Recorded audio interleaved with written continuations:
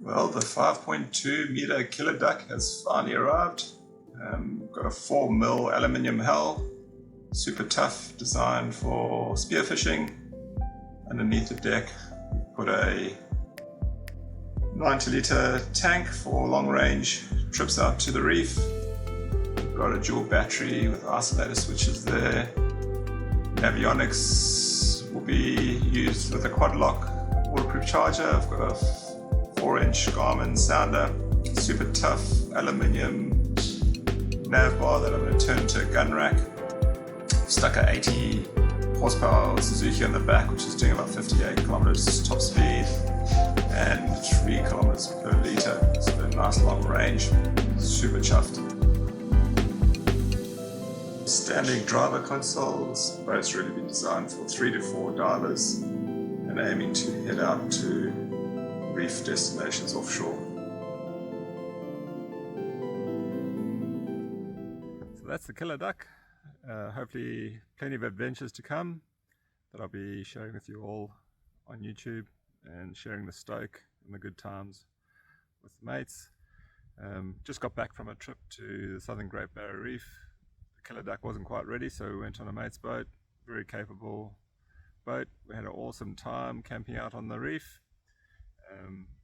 Shot some awesome fish, but filming for the first time I actually picked up a few issues potentially with the way that I was diving and potentially why I'm missing some fish.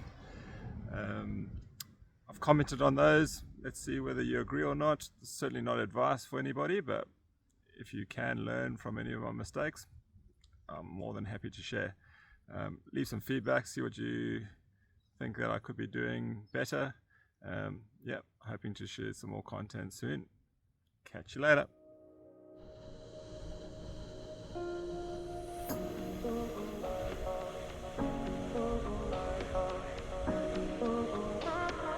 I could have.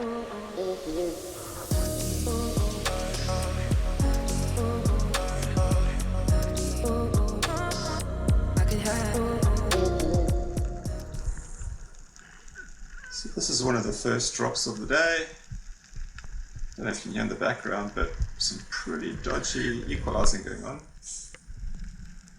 And I'm not sure if you've ever noticed this, but it's the first time I've noticed it, and it's just been watching this video that I actually can hear it.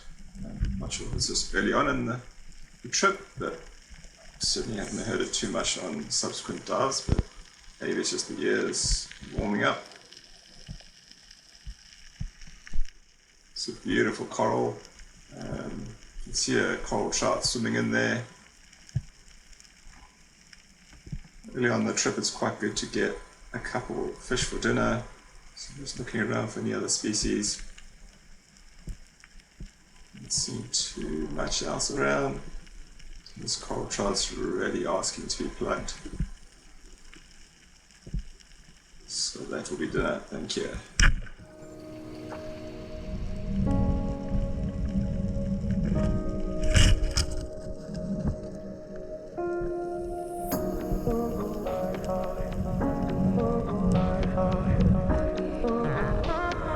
I could have.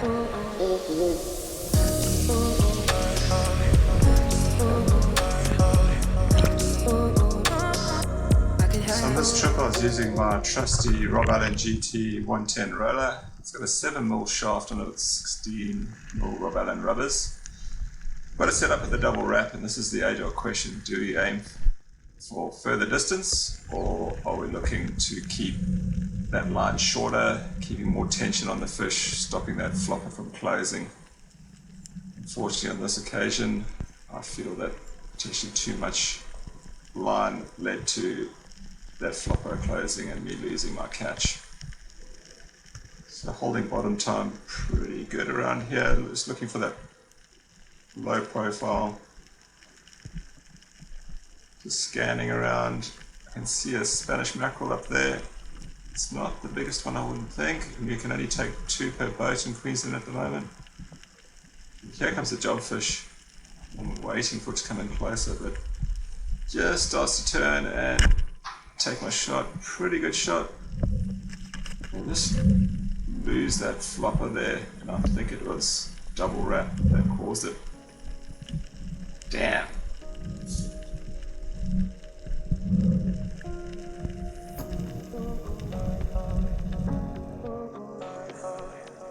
So in this clip you can see a bad habit that I picked up, and that is dive bombing fish. I've become pretty good at just drifting down on top of coral trout and plugging them from the top. This is a high risk tactic, and although I do shoot a lot of coral trout like this, I think it is affecting a number of other species that I'm able to get. So the idea is then to get down low, spend time at the bottom, and hunt fish from the bottom, not from the top. Well, I'm glad it's not just me. Once your buddy sees you shooting a fish on the top, he picks up your bad habits and tries to do the same. You see me using a flasher here. Me trying to talk to my buddy through the snorkel. I don't know if anyone ever actually can understand anything I say when I'm doing that, but he seems to see whatever I've seen and drops down on it. Maybe kicking a little bit too much for the dive bombing approach. Damn. I certainly missed a few fish like that this trip, and it's the worst. Glad you should top down, eh?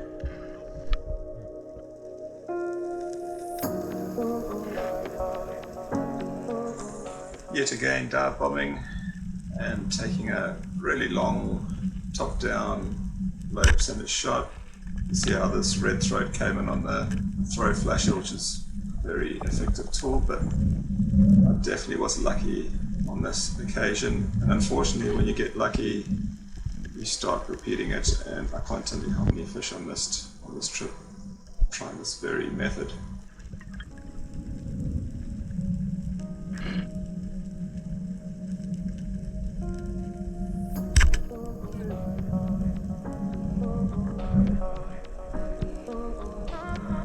I could have.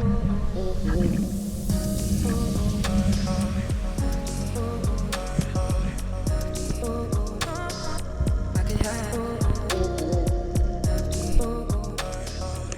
So earlier I mentioned that I was using a 7mm shaft. Usually I use a 7.5mm shaft, which is what this gun actually comes with. You notice in this shot here, apart from me dive bombing yet another fish, I'm hitting the fish pretty high, and I'm wondering whether that 7mm shaft is traveling further than a 7.5, and I haven't adapted for that. It's something I should have tested before heading out to the reef.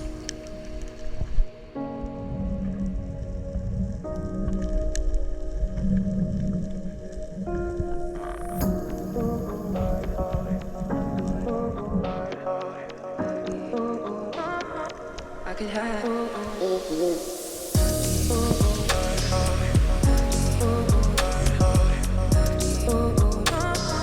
I could have. As you can see, I've dropped into a nice fishy spot here, looking around, not rushing. Heaps of swordtails around, which are actually not a bad eating fish, as long as you don't gut shoot them. Let's see, hiding behind this little mangrove jack, comes towards me. Get a shot in it quite high. Again, maybe that 7mm shaft. You see all that wrap. It's allowed that fish to bury itself in deep. And unfortunately that means I need to go to the surface with that fish still down there. When you're in these waters, that often will mean you're going to lose it to sharks. On this occasion, I'm just super lucky that no sharks came together.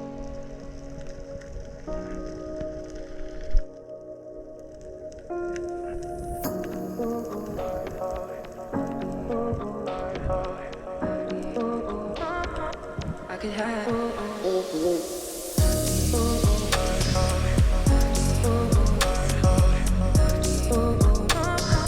I could have.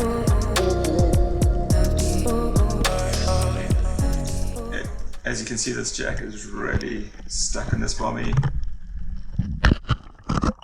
Dive buddy had actually come down to try and get it before I dropped down on this dive. It was so much mess down there, you couldn't see a thing.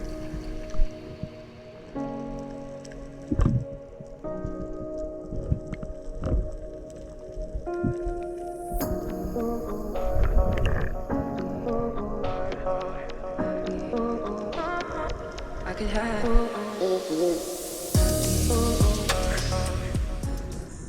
How many times have you stuffed a second shot? Here you can see my mate has shot a decent Spanish mackerel. Got a pretty good holding shot. I probably should have just left it, but instead I really swam hard after it. Took a long shot, and I was just lucky to hit it. That could have very easily gone wrong. Yeah, probably didn't need the second shot, but the pressure of trying to land that fish for a mate took a gamble.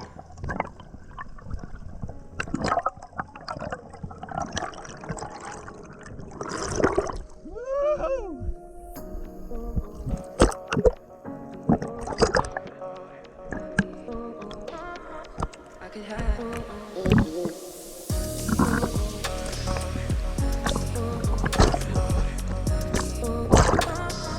I could have.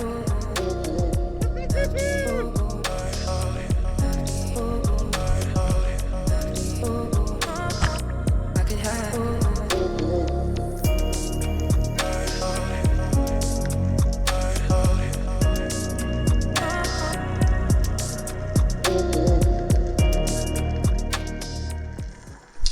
So dive bobbing yet another coral trout. This one's a decent size. You'll see how this double wrap really gets me into trouble here. Gives the fish time to run, gets hooked under the ledge. Before I know it, the taxman's coming in. A little bit too close for comfort on this occasion. And a single wrap, I think, will resolve that. Yet another high shot too.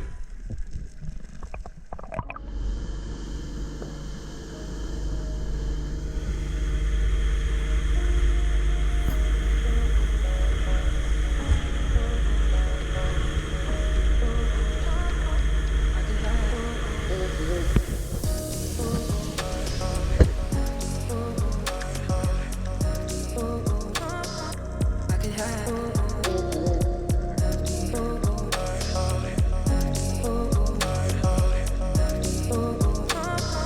I could have.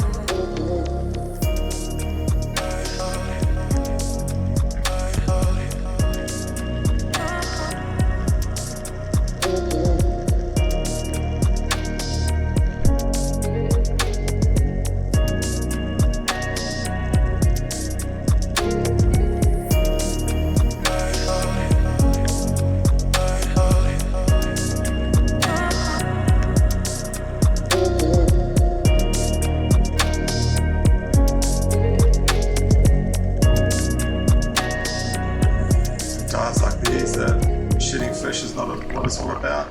Sometimes it's just about enjoying the surroundings.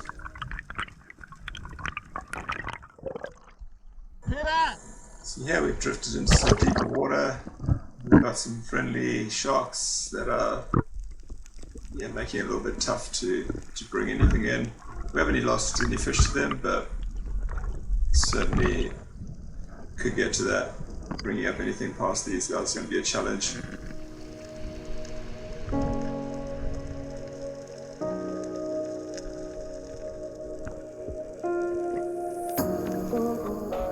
There's the biggest trout out of the water. Just what we no trout. So after calling the boat in to come pick us up, I tell my dive buddy that I'm going to drop down on a deep trout. This is how not to be a dive buddy.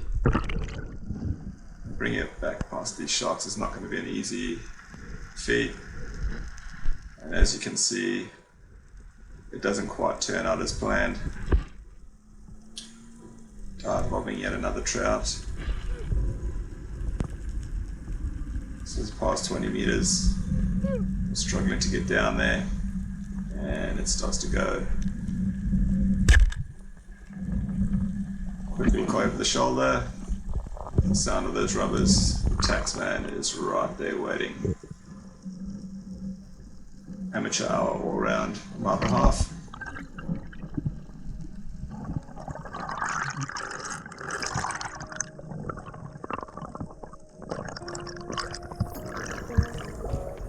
Here you can see what a good dive buddy does. Ellie dropping down to pick up my throw flasher that I managed to drop on the way up. He's always close, he's always there watching me. Thank you, Ellie. At the end of the day, these trips are all about getting sustainable feed, having some good fun with mates, taking the mickey out of each other. Got Ali fishing off the boat. I hope you guys can join me for the next video on the Killaduck.